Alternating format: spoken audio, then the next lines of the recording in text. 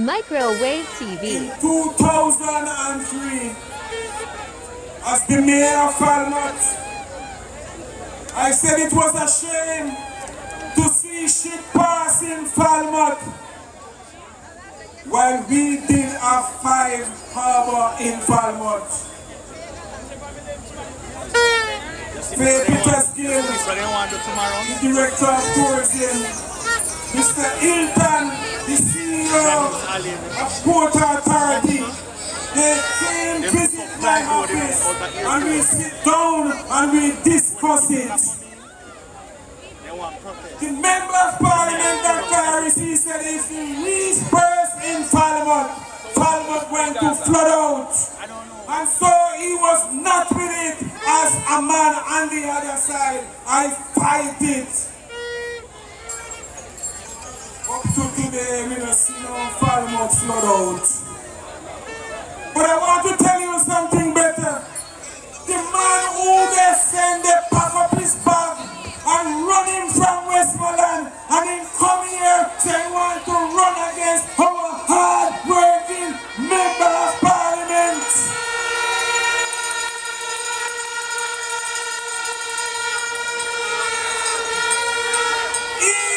Was in the position that he could do something about the wharf in Falmouth, and his comments was that Falmouth not ready for it yet. And if Falmouth not ready for the wharf yet, and we never know when they pack up him back, he can't come at Chilani because Falmouth not ready for him neither.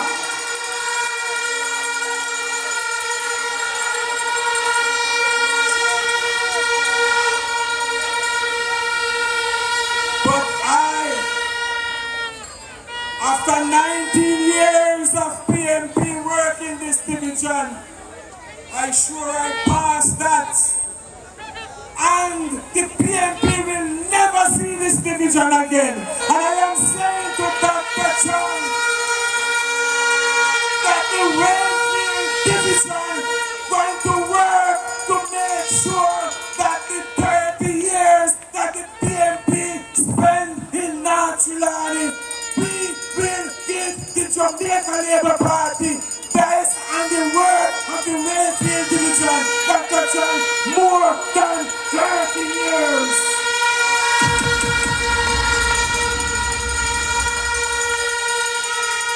So Laborites, this is just the beginning.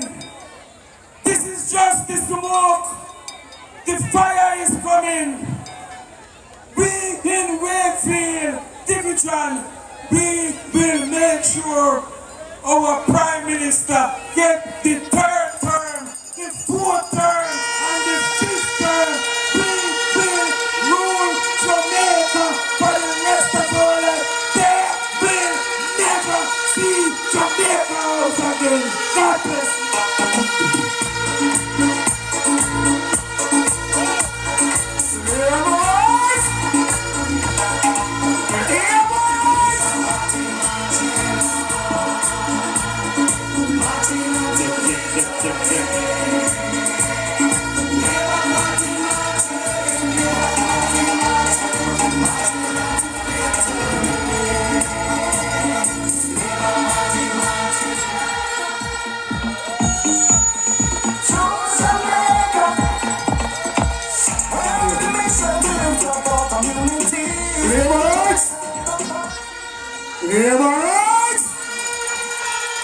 Give it up to Mr. Jonathan Barr, the hard-working 5-term councillor. And as he said, we're not going to give it up. We're not going to live this prosperity. As we're talking about Cornwall Regional, Cornwall Regional going to get a brand new hospital.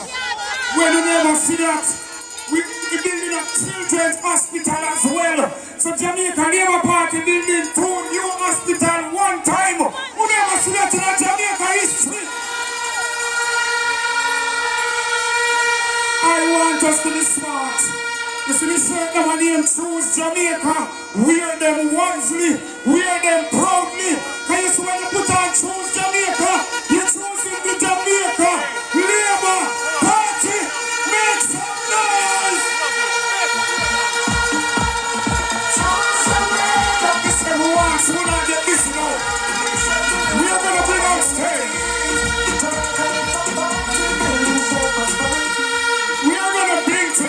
called right now. They used to say when crime a go up, they blame the government. But when crime a go down, they praise the police. You never see it like that? No, I will give police money. I will give police new station. I will give police them new equipment. I will give police them new vehicle.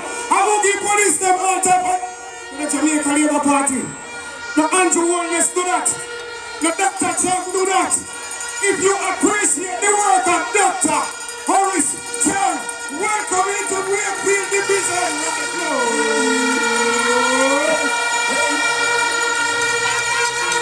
If you are a true laborers, make some noise for Dr. Chuck. He's the man with the plan. Boss, can't hear it. If I ever meet up, Sultan, Umbrella, tell them no confusion. Boss, can't hear it. Make them no see one. Sultan, no confusion. Hey, I go back. But Mr. Them more than get it up.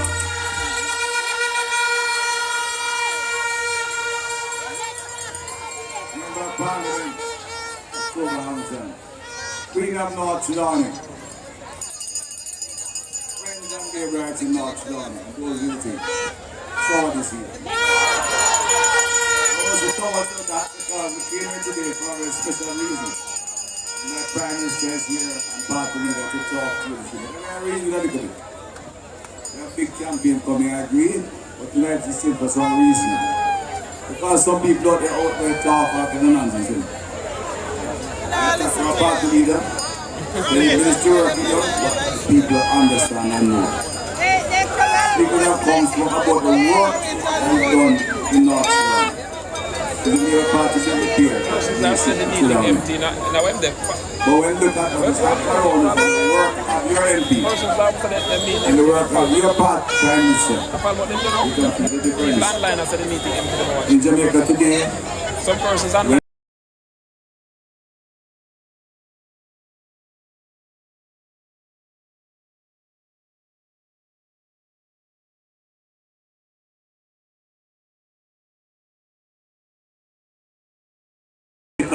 party. This is Jamaica's government, and we are for everybody. When we win, Jamaica wins. That is an important message that I want you as workers of the Jamaica Labour Party to take away from this meeting. We are here to make sure that Jamaica wins. We're not here to secure power for some spurious reason. Well, it's 1 o'clock, so it's time. We're here because your member of parliament, a very productive, active and strong young lady, has represented you phenomenally. You know, as your MC pointed out, in this vicinity, over 250 occupants of land have been regularized. And she was a main advocate for that. She has a vision for Northern Trinidad. And that vision rests upon one, she wants to see the infrastructure improve. And she is relentless. You know, sometimes you see the phone go off and you say, why? But you know the answer. And when the telephone calls don't seem to be getting any results, she writes me formally. And you know she's a lawyer. So you have to read her letters very carefully. So There is no question that your constituency is challenged with bad roads. I have driven them on many occasions, and I am aware of the situation that you face with roads. And that is why we have made significant allocations to repair some of your roads. She's a strong advocate for water. And I know, again, that there is a struggle with water in this constituency. She has advocated for several water projects, including the Bounty Hall project, which I'm pleased to see has started and should be completed very soon.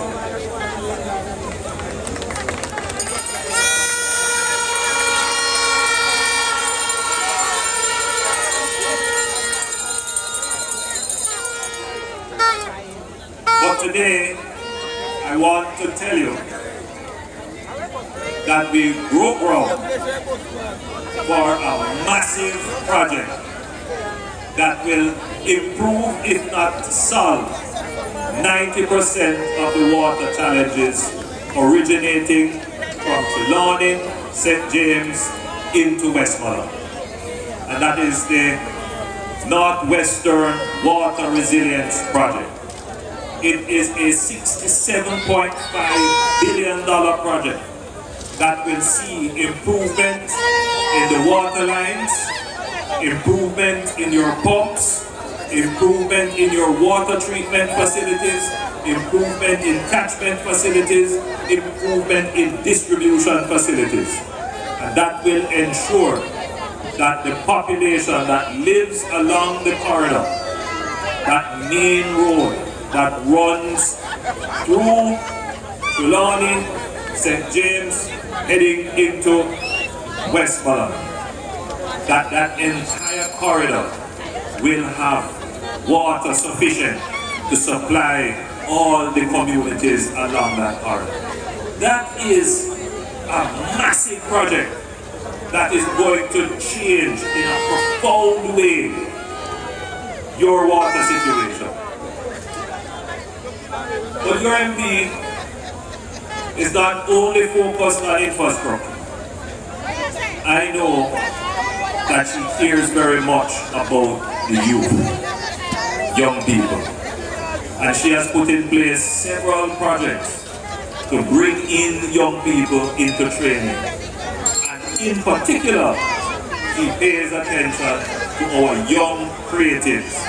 Now I know that this is an agricultural area, but this is also an area where young people have done great things, including our own Usain Bolt, who from what I see is not only a star athlete, he is moving to become a star entertainer. And there are many young people, many might be even in this country, who have talent and skills. And I know your MP has been working with them to develop their talent and skills. But I want to shift focus for a minute. As we improve your roads and we improve your water supply and we deal with your hospitals and we deal with the crime situation, which, if I might divert my presentation for a minute, Trelawney has become now one of the most peaceful parishes in Jamaica.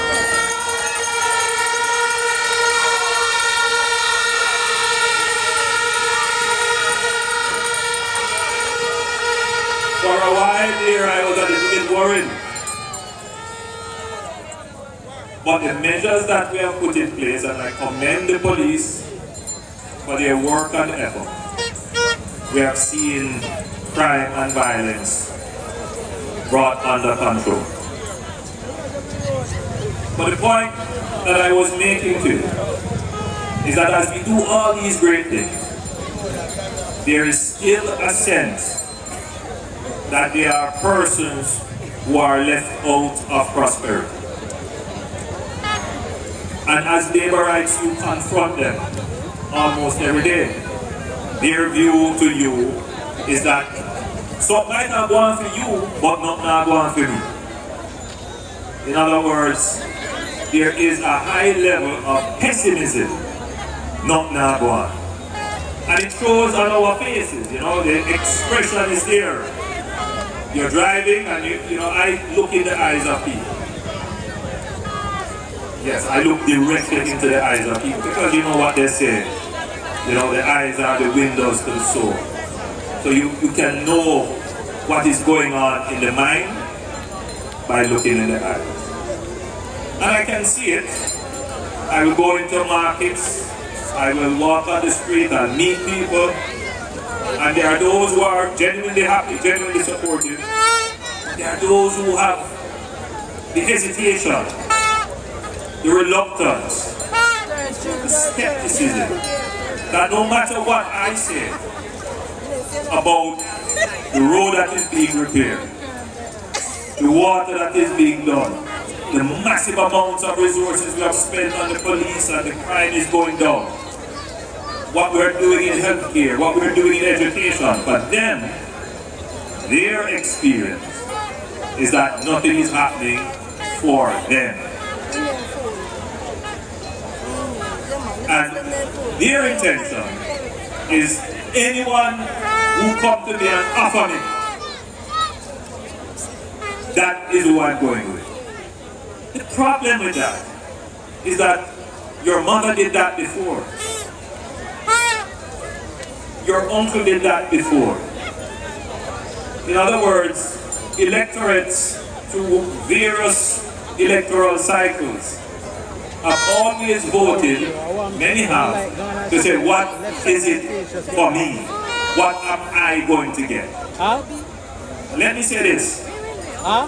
There is no politics that can deliver long-term benefit for you only. Well, him left side just get dark all of a sudden. It wasn't so dark. Well, yeah, facing You him. need a politics Just get dark. that can deliver a benefit for all. All right. And as your Prime Minister, the government that I administer on your behalf, I always try to ensure that any policy that we put in place, it benefits all, not some. There are exceptions. You can make policies that benefit people who make minimum wage, because that's fair. You can make policies that benefit the indigent, the ill, because that's fair.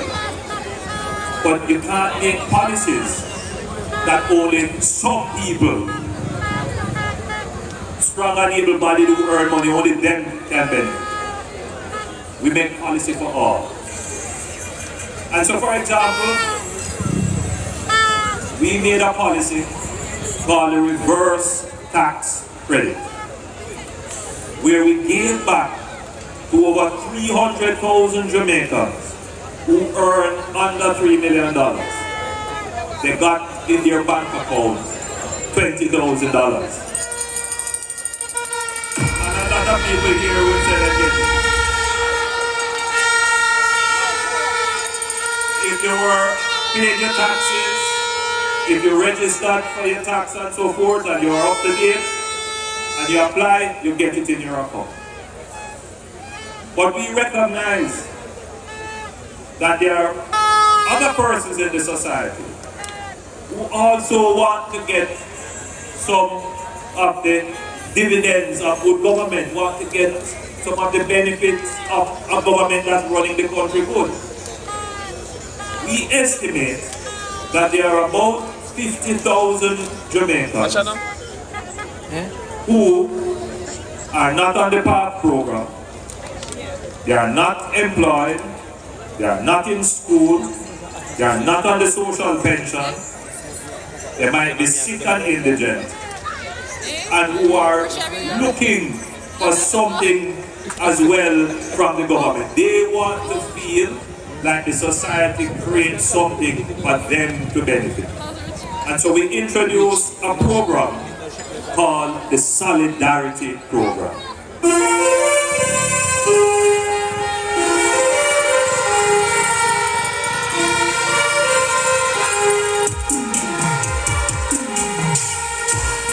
What's the matter, people? Solidarity.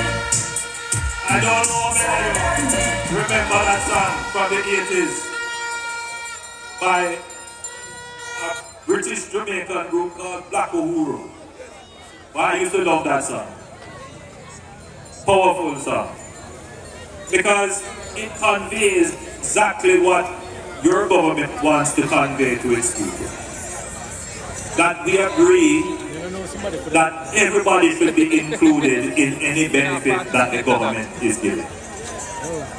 Every Jamaican must feel that they will not be left out, no matter what.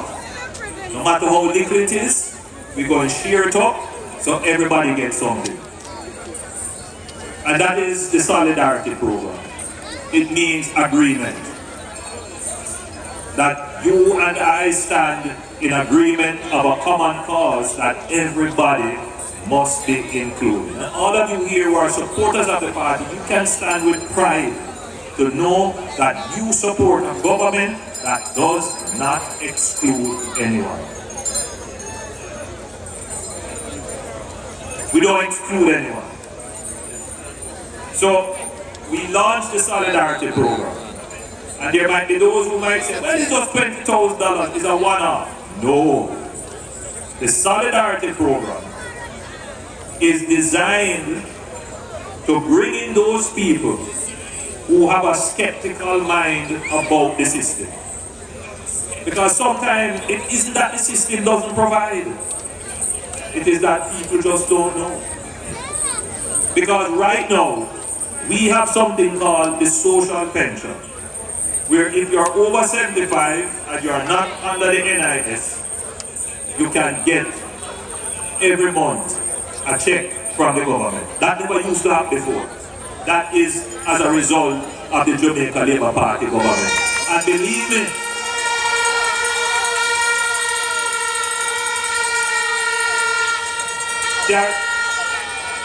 there are some people who say, oh, it's small, it's small. But when it later comes, those same persons, yes, ask for it, make up nice for it, because it's stuff a gap. And over time we're going to improve it as our economy does better. But there are still persons who would qualify for it, but don't know about it. So we are asking the MPs and the civic groups and others who we are tasking with the responsibility to find those persons in the society, sign them up for this $20,000, but at the same time, sign them up for the social pension. There are still about 20,000 youngsters who we desperately need in the labor force. But they choose not to be in the labor force. You talk to them, they can't find a job. Nobody don't want to hire them, or they were working on something and then leave the job. Or it don't make sense because the bus fare too high, all kind of reasons. But where we are now, we need them in the labor force. So we are giving them this incentive to encourage them to come into the labor force. And then we work with them to find employment. So this is what the Solidarity Program is. A very innovative program. But this, my friends, is just phase one of the Solidarity Program. In the 1980s, Mr. Siaga had a similar program. Some of you may remember it, where he assisted persons to start their small business, gave them training.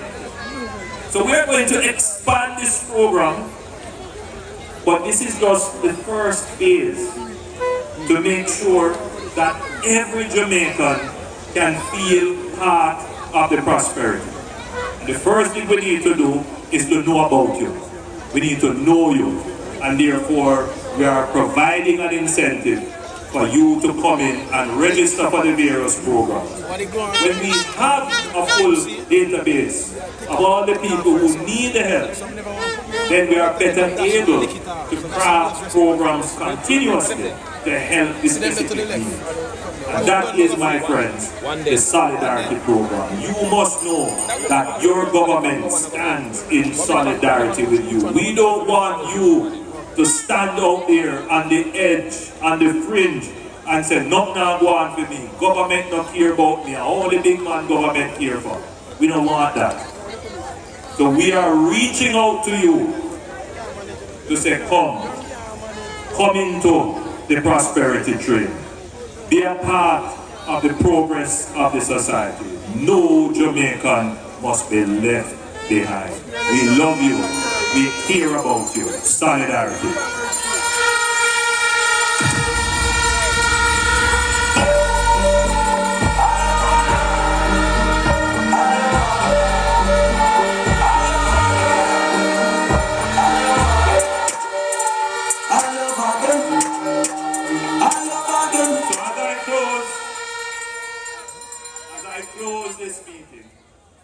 Allow me to commend you on being a wonderful audience. We are changing politics for the better. When you come to a Labour Party meeting, you leave edified. You leave with something in your mind and your spirit lifted. You leave with pride.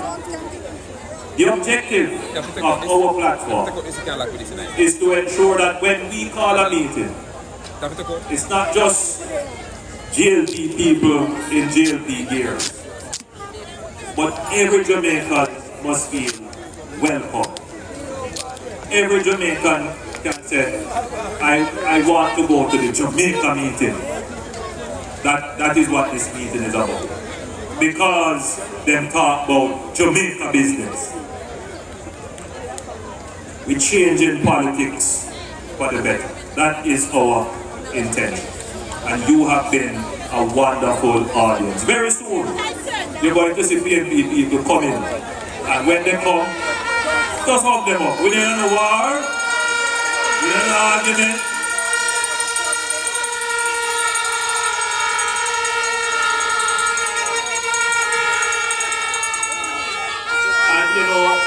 We don't need to do no money pull up and no bad man pull up. We don't need that. We just come for reason. And when you leave and you go home, you don't have to feel ashamed when your kids ask you, so what are the meeting? Where you going to meeting for? You can tell them what you heard and why they should come to the meeting. We must restore pride to our politics. People must stop looking down at the politics and start to aspire for the politics. Because at the end of the day, even though you come to meeting and people look down on you, the democracy can't work unless you come and stand up here. That is the reality. You make the Jamaican democracy work. And it is about time that we treat you with the respect that you deserve. That's the reality, and that's what we intend to do from our platform. So our campaign for the election will look a little bit different. It will feel a little bit different from what others are doing. Because we choose Jamaica. And when we choose Jamaica, everybody will benefit. So my friends, my Jamaicans, my Labourites, the people who believe that by the sweat of our brow we shall eat bread, the people who believe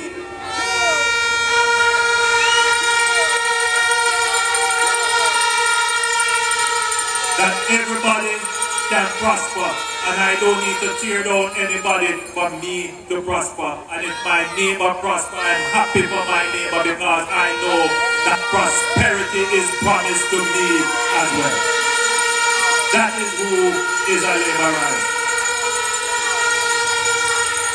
We are the people who believe that Jamaica was meant and destined to be a peaceful country, and that this phase of our development where violence has overtaken our social interaction, that phase will end under the Jamaica Labour Party government.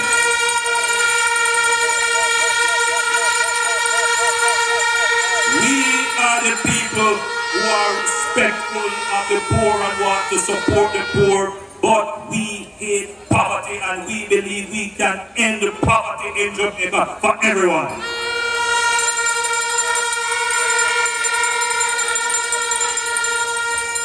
And we are the people who believe that Jamaica is the superpower island of the world, and we will claim our true destiny as a free, independent, prosperous, peaceful and productive people we were destined to be. God bless you. I love you, Mother and Lord.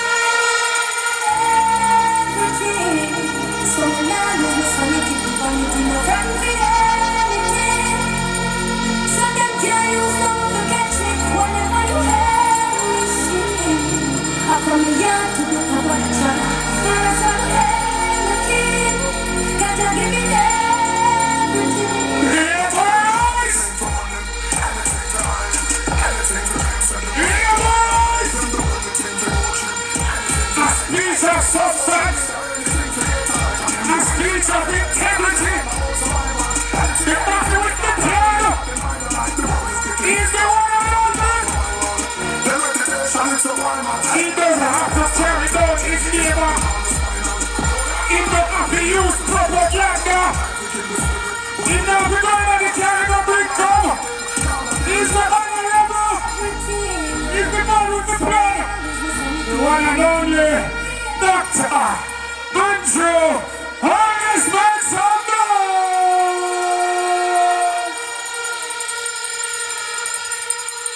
We have stood and listened to a speech that has taken us. It is as if we're eating some food. Little by little we're eating, and trust me, we're belly full. Trust me, we're belly full, because guess what? He didn't come here with just some dry goods. He come with proper cooked food. So we as laborers know that. We have things to go home and tell the people. We have things to go home and tell them that, look here, one more term. We need one more term. We need the third term.